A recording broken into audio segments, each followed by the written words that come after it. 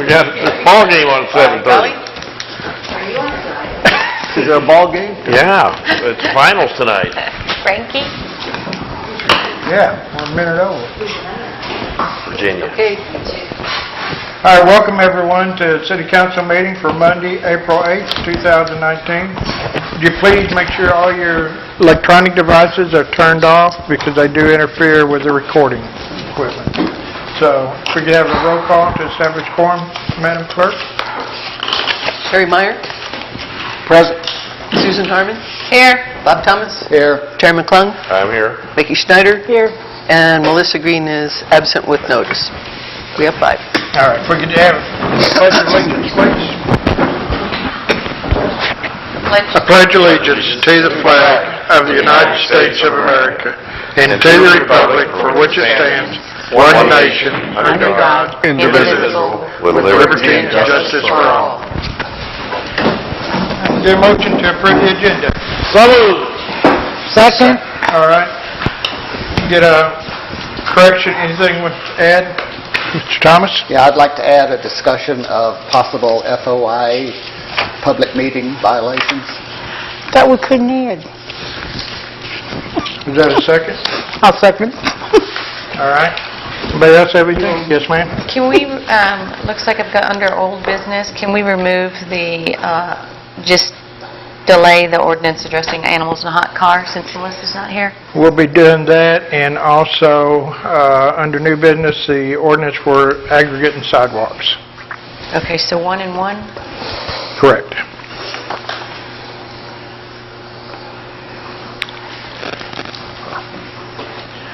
All right. Anybody else? What about number 3?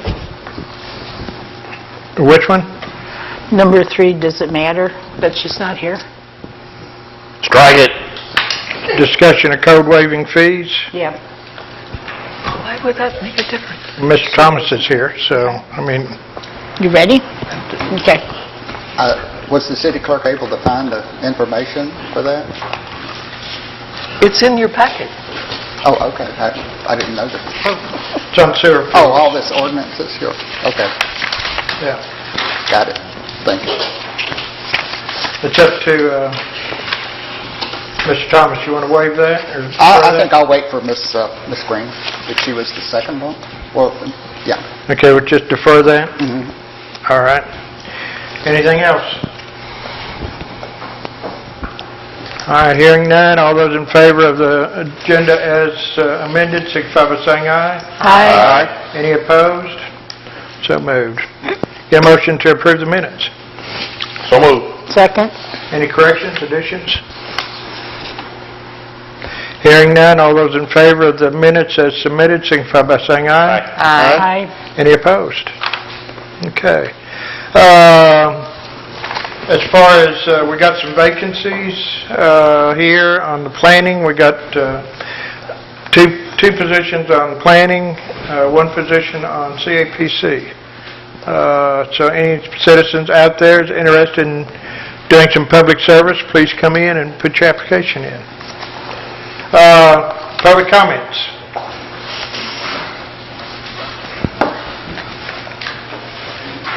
P46 Hillside.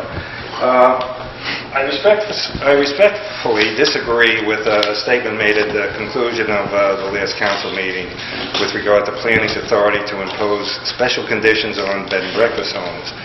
In my opinion, planning may impose special conditions when and only when someone applies for a CUP. Now, I provided you all with a memo by email, and that cites 2 examples of special conditions which are imposed when 2 people applied for wedding chapel licenses in Washington County. And notice they're building wedding chapels over there, you know, and that's why the wedding business is moving to Northwest Arkansas, because they are putting up lots of wedding chapels over there. All right, so some cities do have ordinances which provide for the subsequent imposition of special conditions, but only when and at a revocation hearing. And that's when there is a violation alleged. A Upon proof that a violation has occurred, these ordinances provide that the Planning Commission can choose from a variety of penalties, one of which is to impose special conditions that the violator must abide by.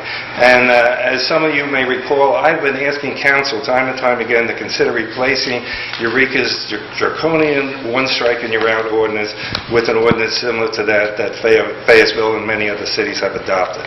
And while I don't have a problem with planning requesting the affidavit attesting to the fact that you live at or your manager lives on the bed and breakfast, I do have a problem with the precedent it sets. Consider this. Last year, planning proposed an ordinance that would have required bed and breakfast owners to obtain a court order declaring that they are lawfully domiciled at the bed and breakfast. Council rejected that ordinance. Now, assuming planning is correct and it does have authority to impose special conditions subsequent to the granting of a CUP, what is there to stop it from imposing as a special condition that they do get a court order declaring that they are domiciled on the premises? You see the problem? So, read my memo if you care to, see my legal analysis of what it's, what my objection is. And like I said, planning may impose special conditions when and only when somebody applies for a CUP. Once again, I ask you to consider replacing EUREKA's CUP revocation ordinance with one that provides for alternative penalties, one of which could be the imposition of special conditions. Now, with that said, thank you.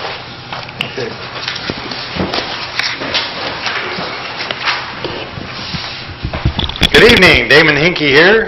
Tonight I'll be speaking on the behalf of the Chamber of Commerce of Eureka Springs. And I just want to tell you that tomorrow morning, 8 o'clock, there will be a morning brew. We team up with Main Street Organization, and tomorrow's topic is Facebook ads. So any of you out there who would like to know more about Facebook advertising, we have, and I've forgotten her name, one of the directors at University of Arkansas coming over to teach us all about Facebook ads. So that's become a great event. We have 30 minutes, it's at the community center, and you have 30 minutes basically between 8 and 8:30. It's social time. Everybody gets a cup of coffee, visits with each other, and then we sit down for about an hour and a half training session. So far we've learned a lot about Google Business was the first one. The second one was on Instagram, and this will be Facebook. So those happen the second Tuesday of every month. So happy to have you all attend. Just wanted to let you know you're welcome. The second part that I want to mention again is the tourism trade show. Keep it on your calendar, April 23rd.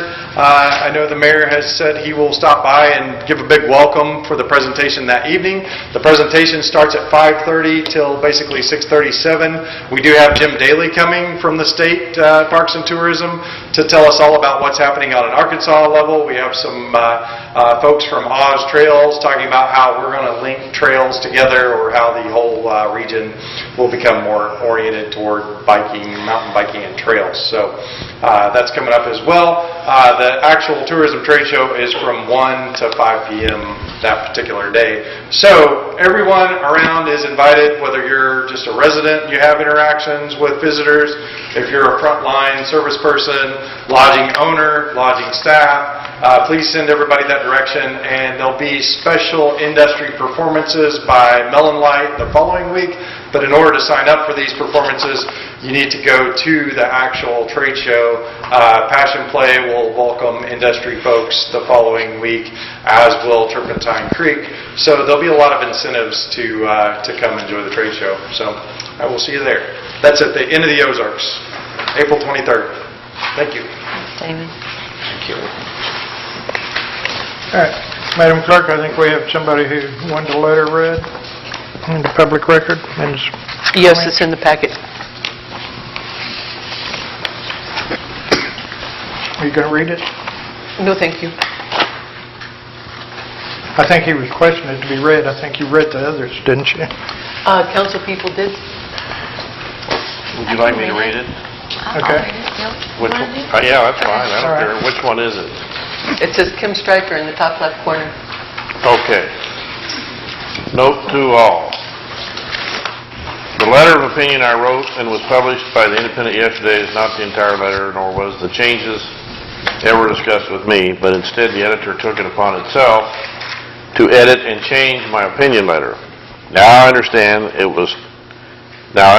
it was too long, etc., but a simple call to me to shorten it to words, etc., would have worked well. But to take my opinion letter, change it, and then publish it under my name is highly suspect and not appropriate at all. Just letting you know, that letter is a hack job on my original. David Mitchell. Is that all I'm supposed to read, or Well, you want me to read the rest of it? Yeah, I think the whole thing. Yeah. Okay. At the bottom, I am unable to attend. You want me to just take off at Dear Editor?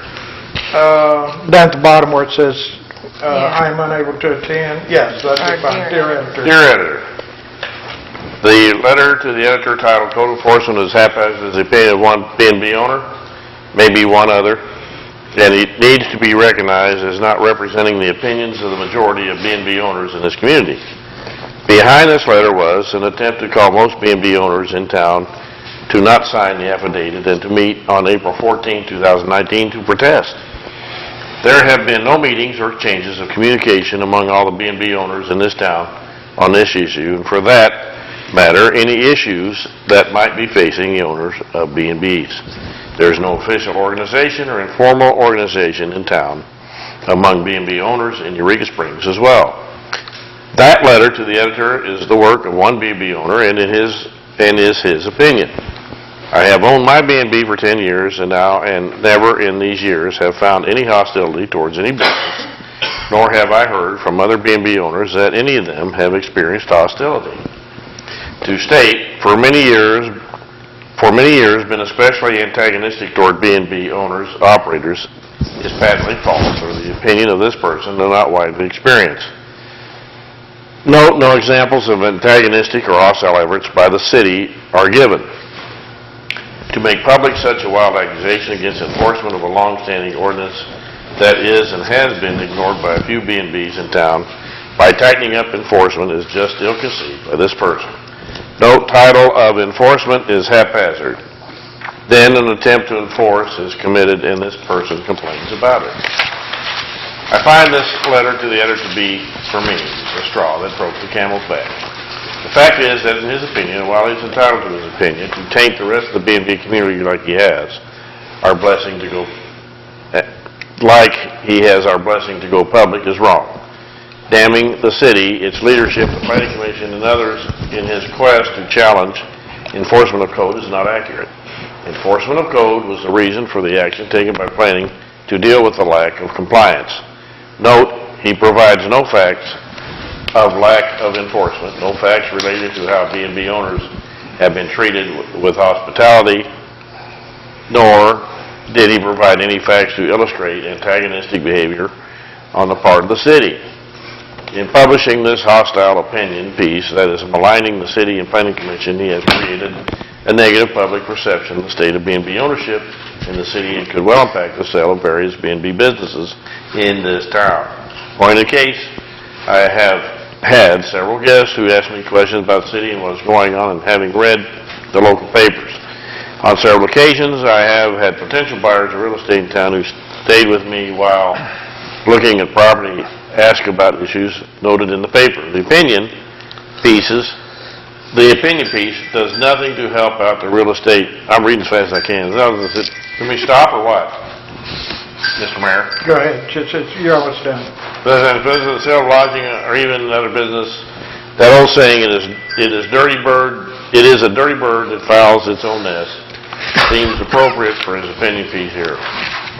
The opinion published on March 27th, 2019 does little other than air a disgruntled B&B owner's opinion without merit or facts, but could well succeed in hampering the sale of a B&B or other lodging establishment to potential buyers. What has he accomplished other than blowing off some steam, all the while casting a cloud on owning a B&B in this town? I must say, fake news sure fits this matter. Sincerely, David Mitchell. All right, that concludes public comments. Our first order of business is Ordinance 2275, Revoking Ordinance Number 2173 on third reading. Yes, Ms. Schneider. I make a motion that we read ordinance number 2275 by title only for its third and final reading. Suspending the rules. Suspending the rules? Larry? A second. All right. Any discussion? Okay.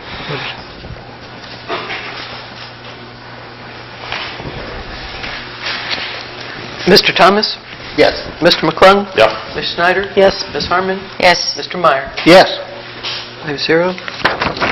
Ordinance 2275, an ordinance revoking Ordinance 2179, an ordinance amending Eureka Springs Municipal Code subsection 130402A regarding Planning Commission membership.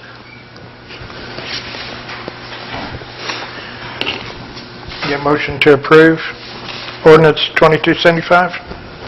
Yes, ma'am. I make a motion that we approve the third reading of 2275. Have a second? Second. Okay, Ms. McClung seconded the motion to approve ordinance 2275 on third and final reading. Mr. Meyer? Yes. Did we have discussion? I'm sorry, discussion? I'm sorry, sir. Yes. Yeah, I'd just like to say that, in my opinion, this is akin to saying, my house isn't on fire, so I'm going to throw my fire extinguisher away. This is an emergency backup, and there's just no reason to do away with it. Any other discussion, comments? Ms. Schneider? Just my usual, take away the right to vote twice, and I'll be good with it. I was good with it to start with. If you want to reword, that's fine. Anybody else? All right, have a roll call vote? Mr. Meyer? Yes. Mr. Thomas? No. Ms. Schneider? Yes. Mr. McClung? Yes. Ms. Harman? Yes. 4-1.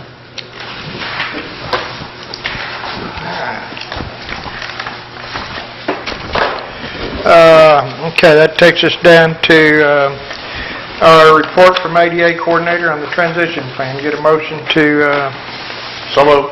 Second. Okay. Mr. Thomas, I think you're on one of that ADA committee. I am, but Ms. Stryker is our coordinator, and she's the one that did the transition plan, and Would you like to have her read the, I make will, and I comments? think she needs to be the presenter. Okay. Stryker, city staff, and ADA coordinator. I was asked to prepare an update on specifically the transition plan. So for those who are new to City Council, I thought I'd give a quick overview of where we've been with the broader topic of ADA compliance. So I'll do so quickly.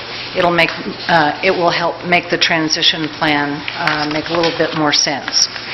Title II of Americans with Disabilities Act requires municipalities to provide access to all services, programs, and activities that they offer to people with disabilities.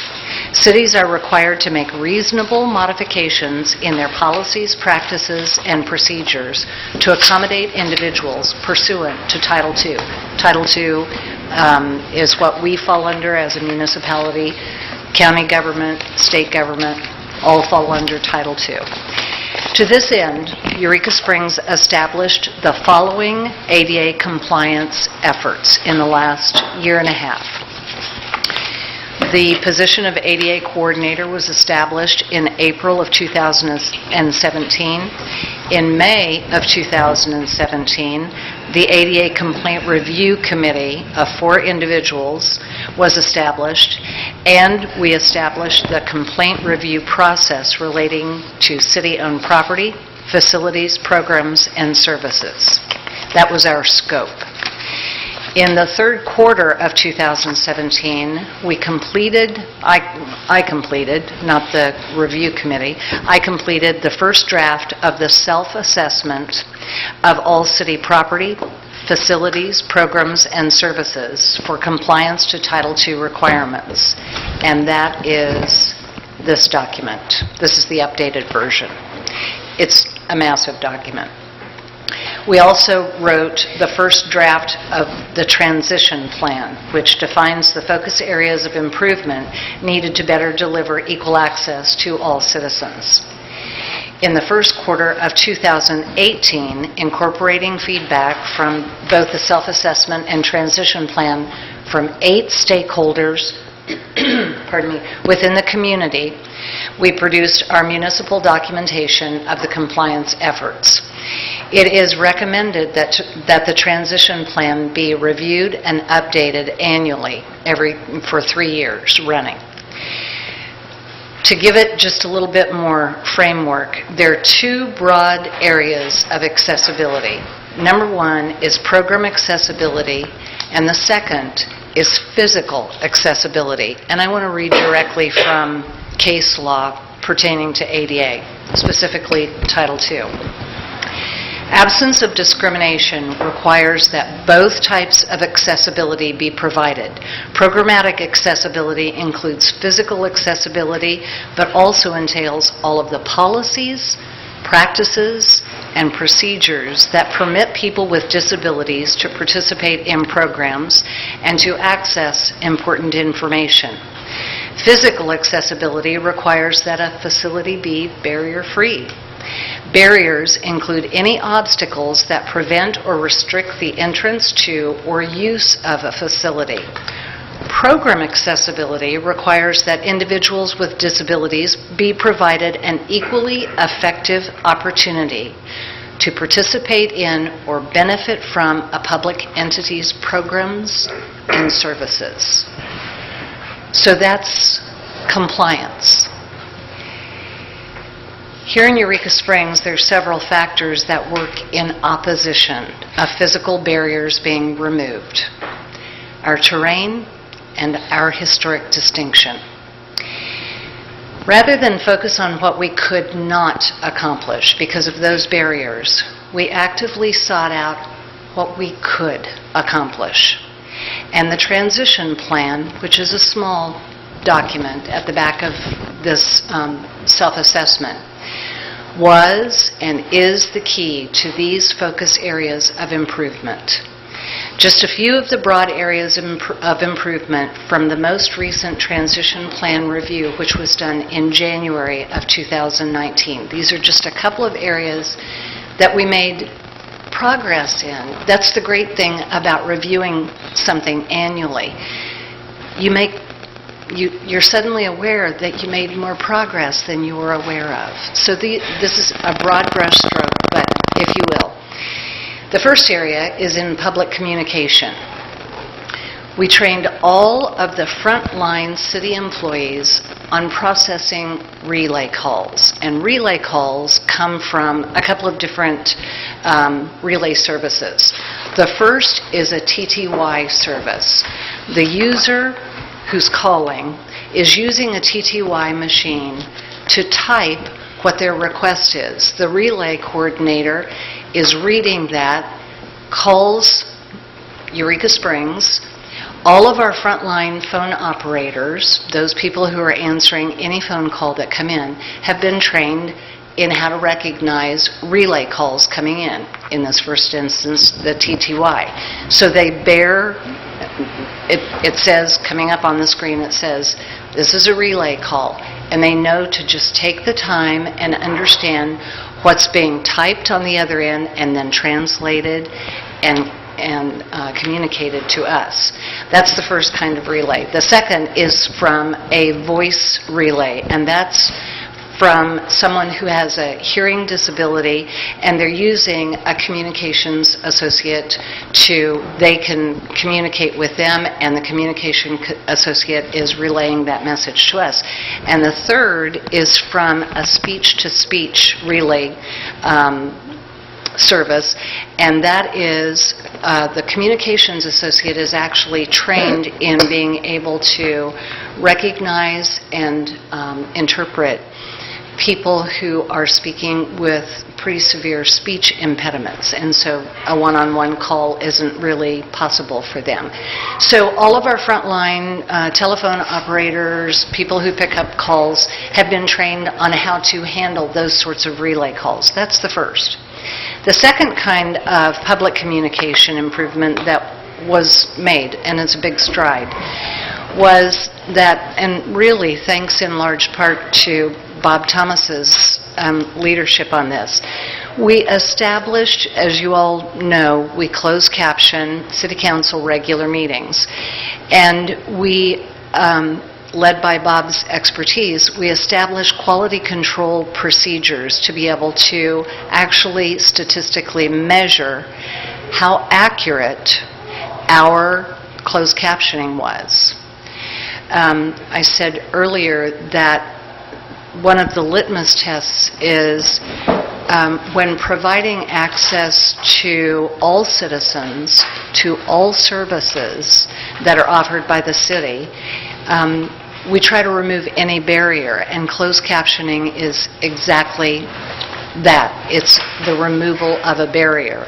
So we established quality control procedures for all of our closed captioning, and as a surprise, we didn't expect this, we didn't even know we were in the running, we received an honorable mention titled 5 Municipalities Doing Closed Captioning Right by 3Play Media. I consider 3Play Media to be kind of the good housekeeping seal of approval. That was in March of 2018. We were mentioned alongside cities such as Boston, Massachusetts, and Los Angeles, California, a little town of 2,000 people. That was cause for celebration for us. So thank you, Bob Thomas, for helping us get to that level. Another broad area that we've made some strides in are our emergency services.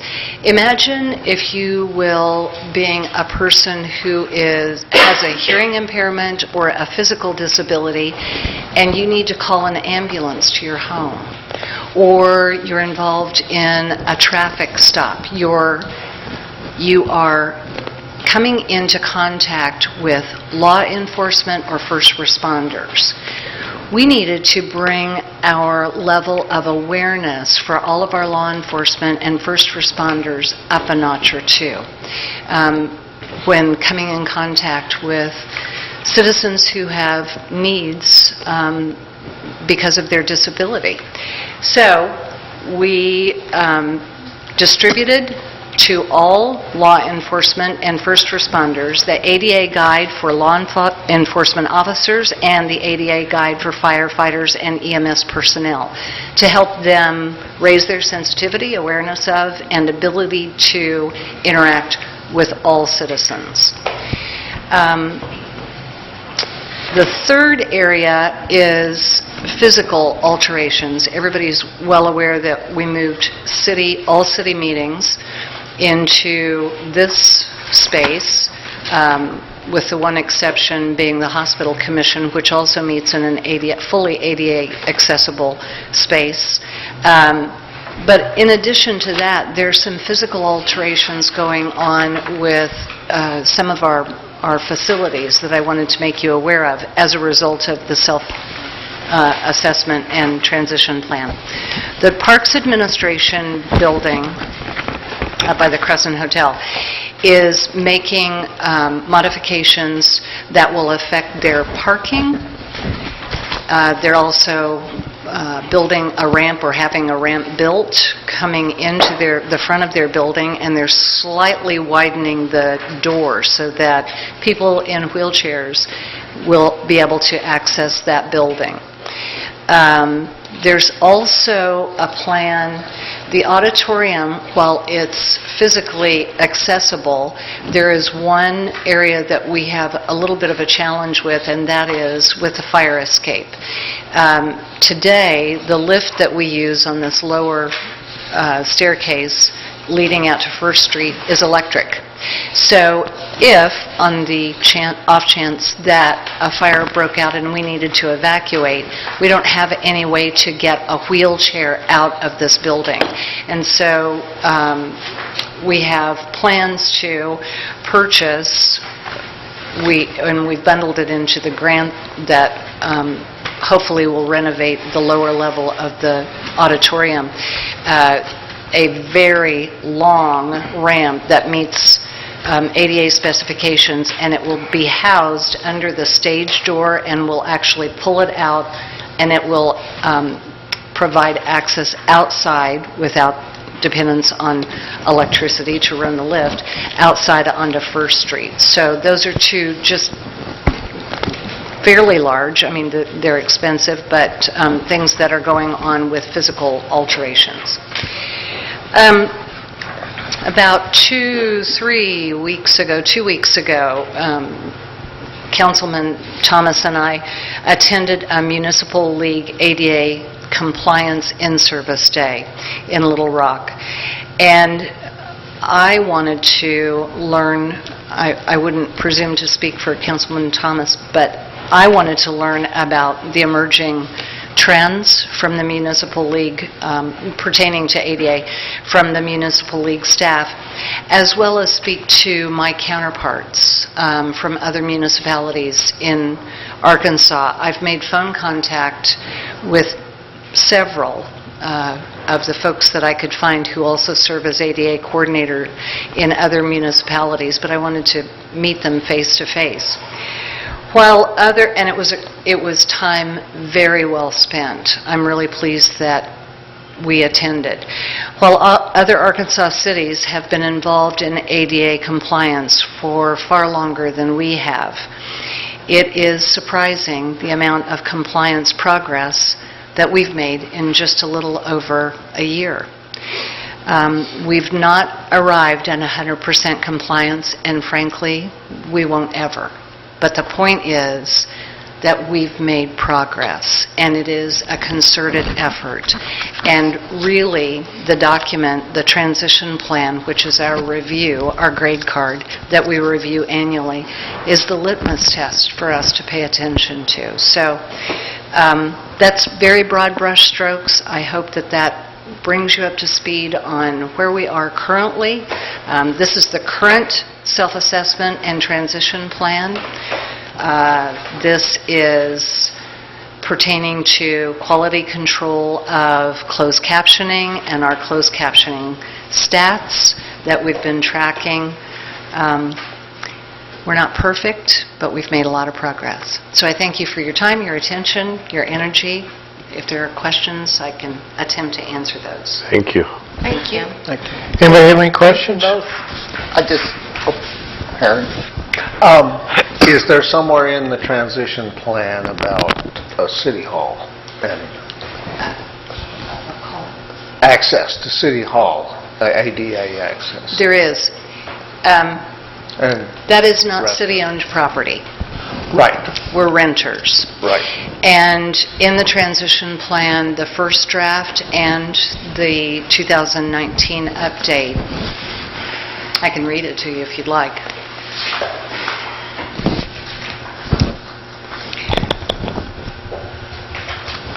City Hall Administrative. In order to reduce physical barriers existing in the current City Hall location of City Hall and administrative offices, it is recommended that we search for an alternate location for these functions, that we continue in that search.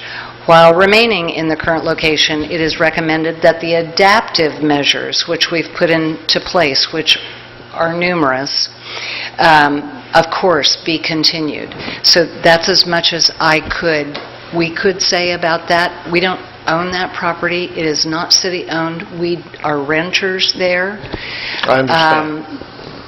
And adaptive measures have taken place to provide anyone who finds a physical barrier of coming down the stairs or inability to converse, to pay their water bill or whatever, or even access to municipal court up above.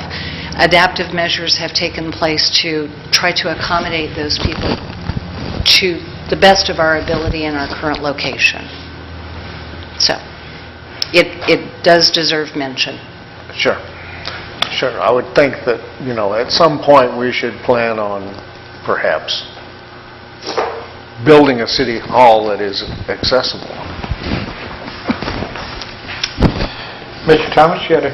Well, I just wanted to say that Kim has downplayed her work a little bit because when we went down to Little Rock, we are so far ahead, thanks to Kim, of other cities in Arkansas. I mean, there were people there that didn't know the definitions yet.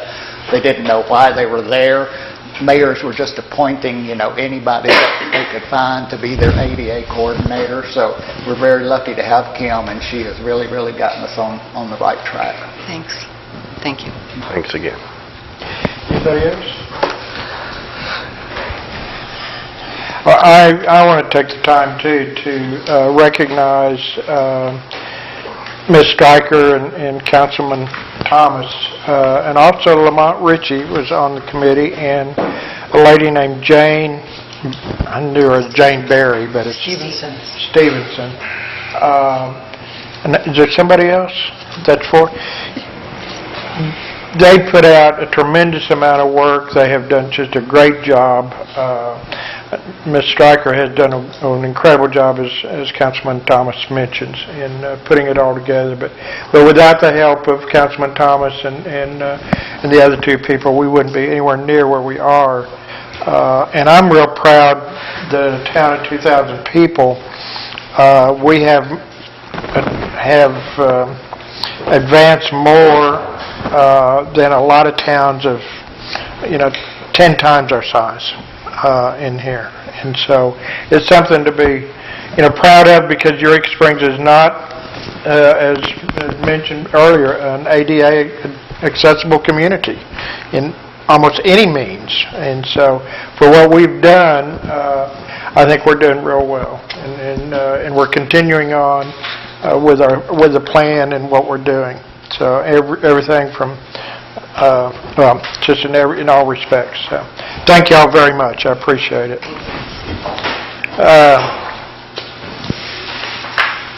All right. Next item is motion to discuss warning signs near emergency sirens. Get a motion to discuss, Ms. Schneider. I make a motion that we discuss the warning signs. Get a second. Second it. All right. Ms. Schneider.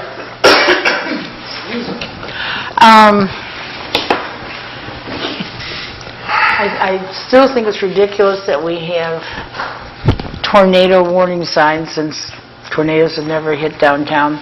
But since we do, and they have to go off once a month, I don't know, can you tell me exactly where those warning sirens are? One's out by the school, one's up by East Mountain, and the other one's out by Pivot Rock, or Dairy Hollow. Okay.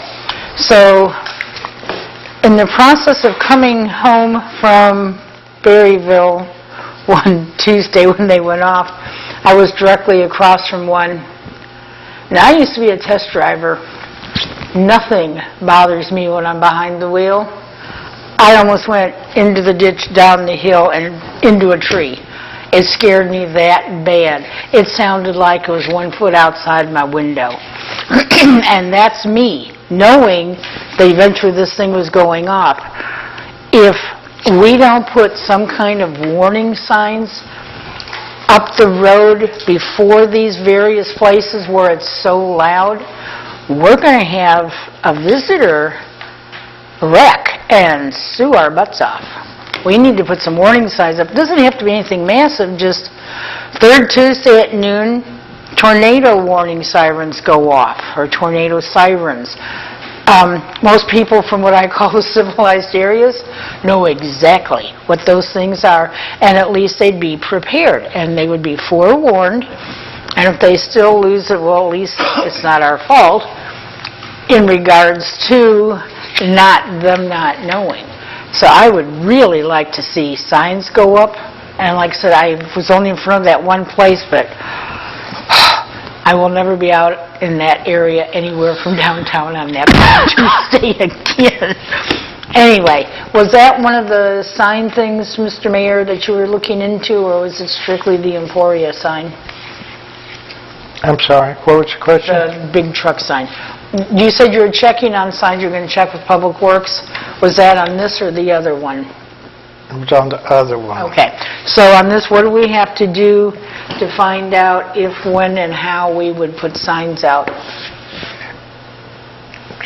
Get a motion from the council to do it. Okay, then I would make a motion that we put up warning signs so no one hopefully wrecks their car on the third Tuesday at noon. I got a motion. Is there a second?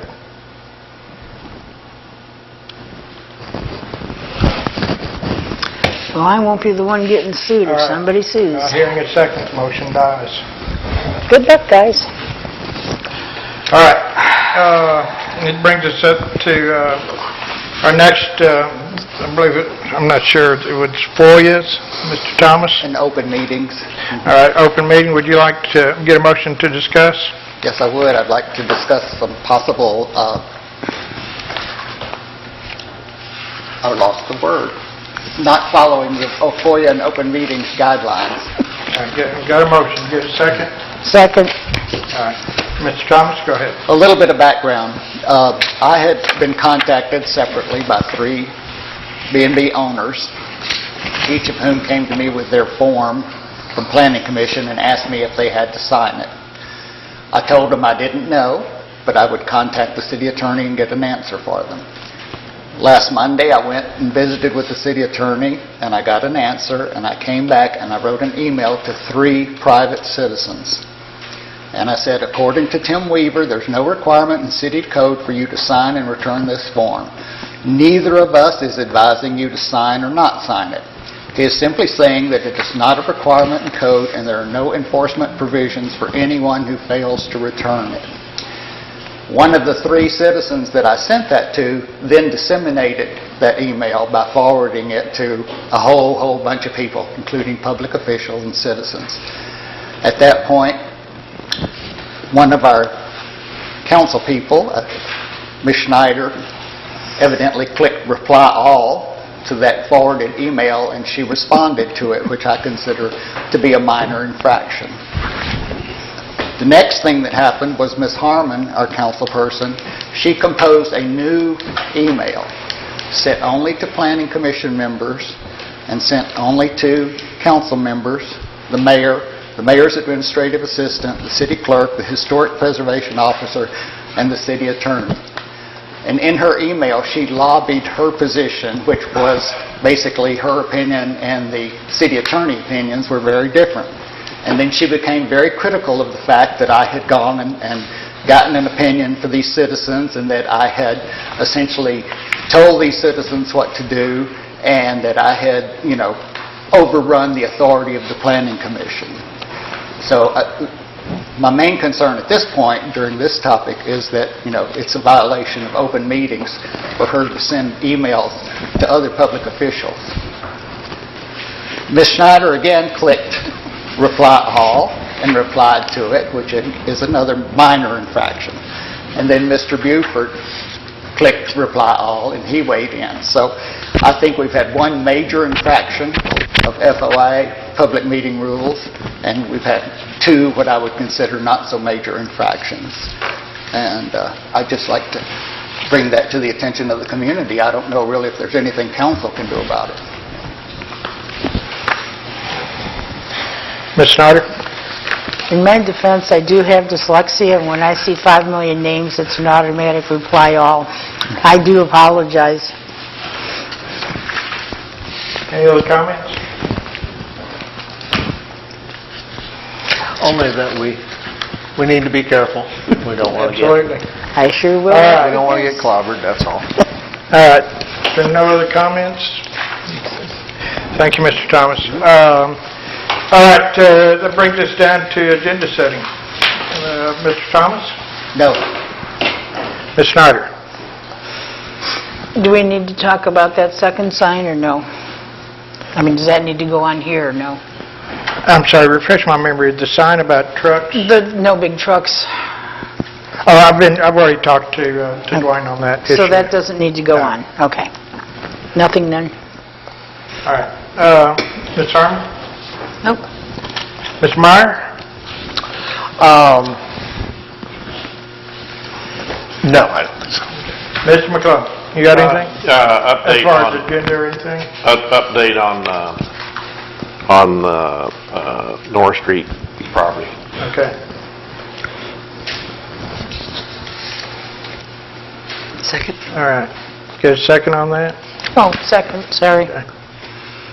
All right. Brings us to council comments. Mr. Thomas?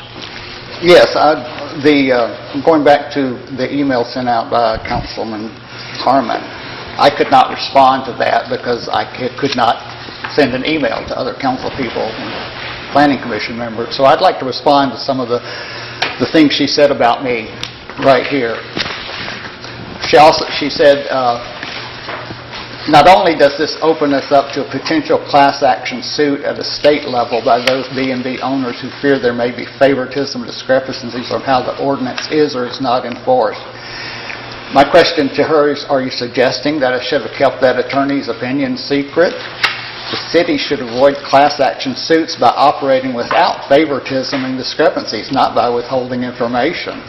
If the city is at risk, planning put it there, not me. She also said that this council member has spoken on behalf of the city attorney.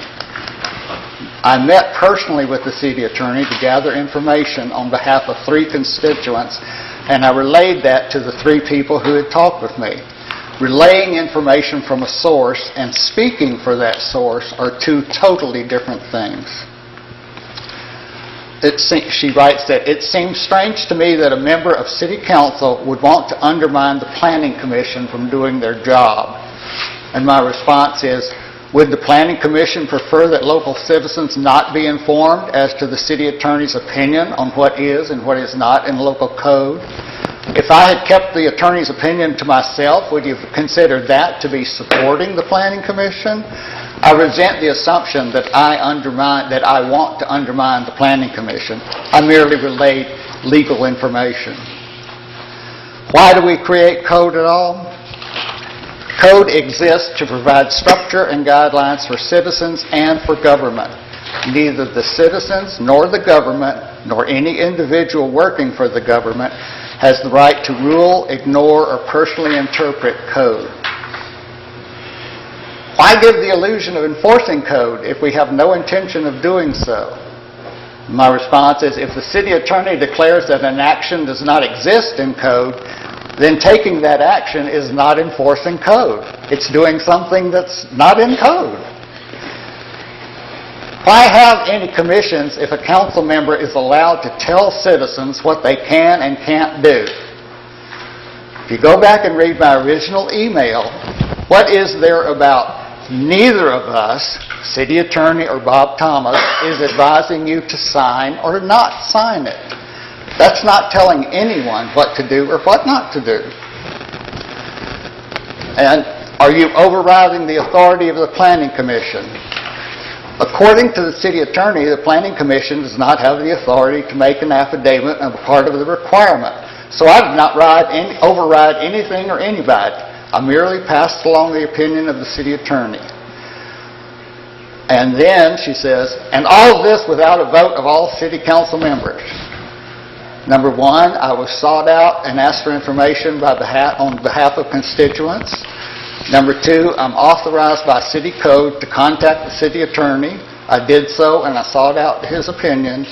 Number 3, I relayed that opinion to my constituents. None of that action requires a vote of city council.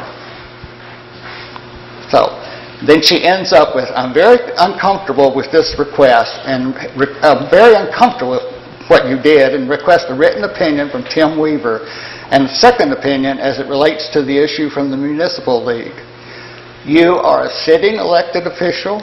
You have the right to contact both Tim Weaver and the Municipal League. I have no idea who you are requesting this action from. Thank you. Oh, 2 more comments on different subjects. I'd like to thank Jay Wilkes for the wonderful diversity weekend that we had. It was one of the best that we've ever had. Cool. And number 2, I'd like to say at this point, I don't intend to read letters from people anymore. I think it's unfair. I've only read 2 in 4 years, and it was poor judgment on my part. We have people that come to the meetings every week to voice their opinions and tell us what they want us to hear, and I just don't think I intend to read any more letters. Thank you. Ms. Schneider? Okay, we've got a cemetery commission report, I see, that we didn't bother to read. In regards to that, I just want to say we have been cleaning headstones again for the last 2 weeks. I am so sore. And they can use more cleaners. We are doing a phenomenal job. Won't take too much more to finally get what I call the front part of the cemetery done, as separated from the original way back part, and that's going to take some real effort because there's no water pump type situations way out there, so it gets confusing. It will get done, but it'll be harder. These headstones, cleaning them, it's just unbelievable. It really, really is. I spent a lot of time last Thursday, I think it was, working on 2 little headstones that have been hand-etched. And there was like a dozen lines on each one, but they were the white marble, so it took forever to get it clean to where we could finally read it. I had cleaned it the week before, and I was finally able to read it last week, and it just brings tears to your eyes. It really does. And my husband, that redneck nothing, actually got tears in his eyes. That's how it affects you. It's incredible. So yes, we can use lots and lots of volunteers, and you can call Pat Luhan or Gloria or me, and of course I don't have the numbers written down in front of me because I forgot to do that. I was saving puppies on my way over here. So just give me a holler or an email, and I'll give you the numbers, and just let them know that you're going to come out the next day.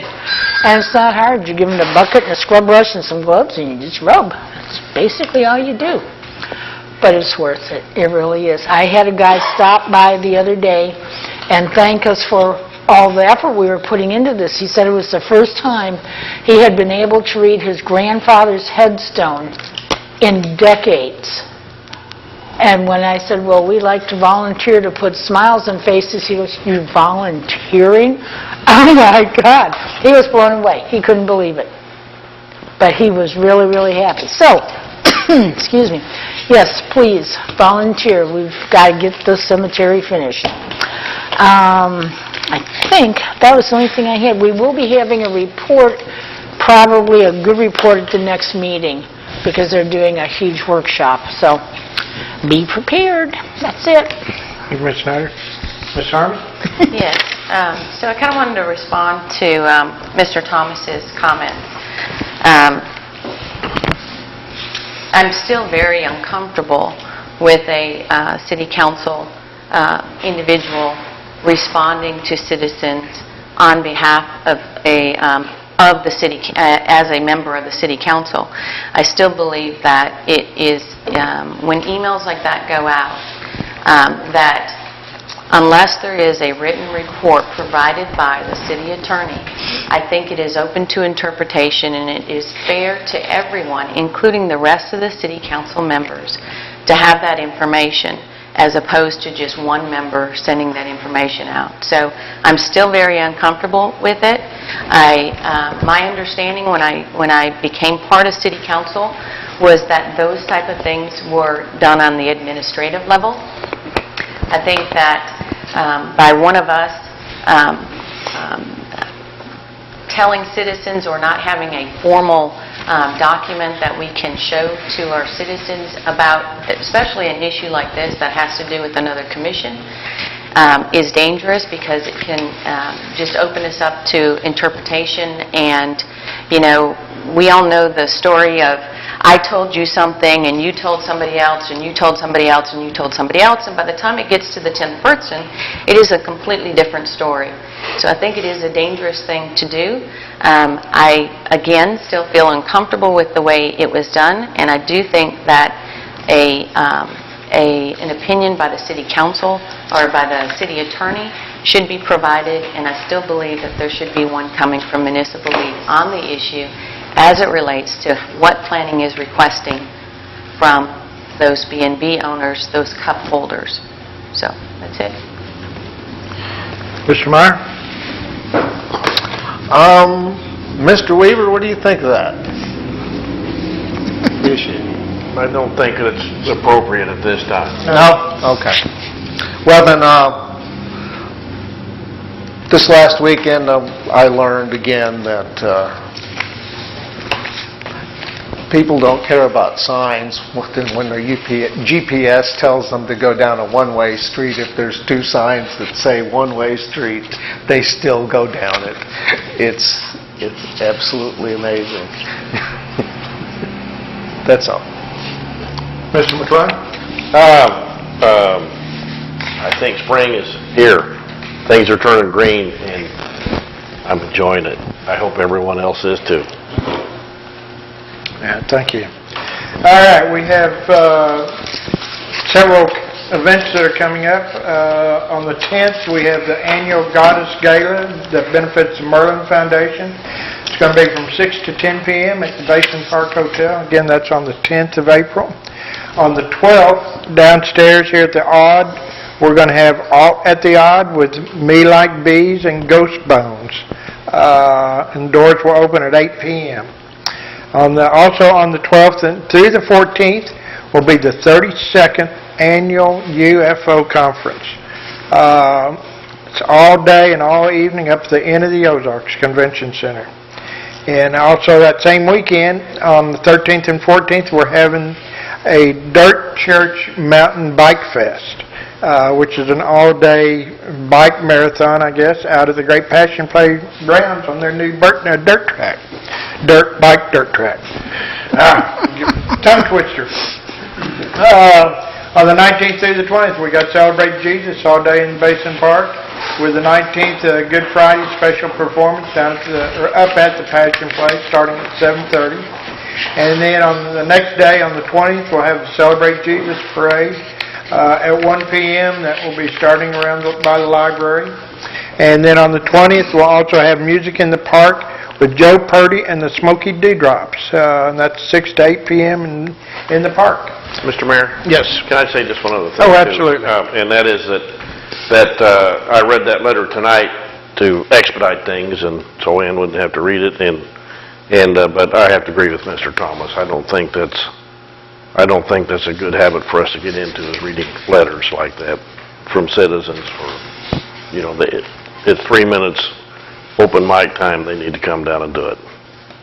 Okay. All right. If nothing else, get a motion to adjourn. So moved. Second. All in favor? Aye. Okay, thank y'all.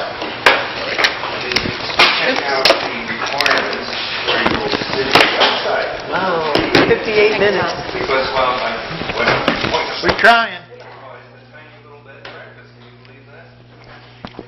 Better than what it used to be.